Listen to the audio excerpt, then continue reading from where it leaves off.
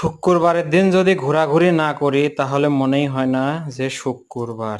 Hello guys, সবাই কেমন আছেন? আশা করি সবাই ভালো আছেন। এই তো ঘুরতে ঘুরতে চলে আসলাম আপনাদের সাথে কিছু কথা শেয়ার করার জন্য।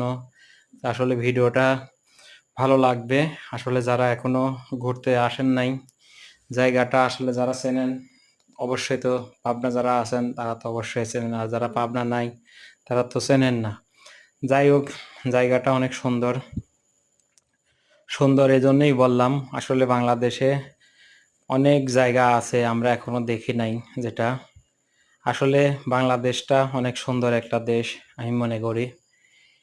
কারণ এখানে ঘুরতে পারলে অনেক কিছুই দেখার শেষ এখনো হয় নাই আমাদের। আসলে পাবনাতেই কোথায় কি আছে আমরা এখনো পর্যন্ত দেখি নাই। তো এটা হচ্ছে থেকে পাবনা সেই বিখ্যাত জায়গা eco park, Rana eco park. তা আসলে রানা ইকো পার্কে যারা এখনো আসেন নাই ঘুরতে, তারা আসবেন ঘুরতে।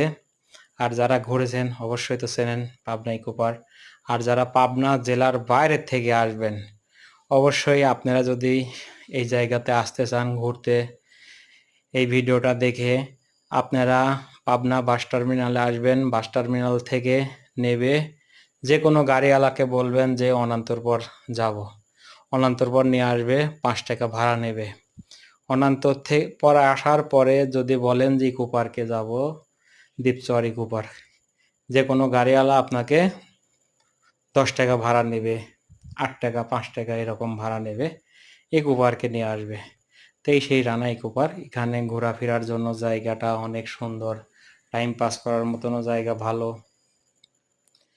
মোটামুটি সব মিলিয়ে এক কথা ভালোই লাগে ঘুরতে।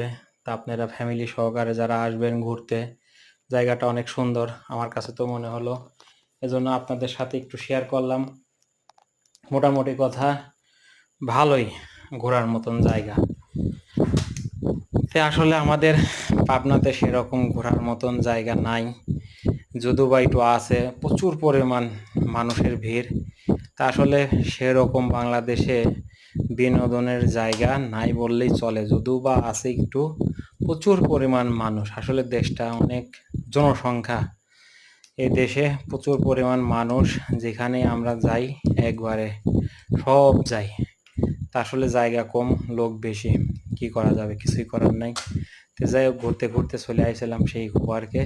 এখানে একটু ঘুরে ঘুরে দেখলাম, তো মোটামুটি অনেক বড় একটা এরিয়া, দেখার মতন অনেক কিছুই আছে, ঘোরার মতন অনেক কিছুই আছে। চারিদিকে শুধু গাছপালা, সবুজ আর সবুজ। যাই হোক, সবাই ভালো থাকবেন,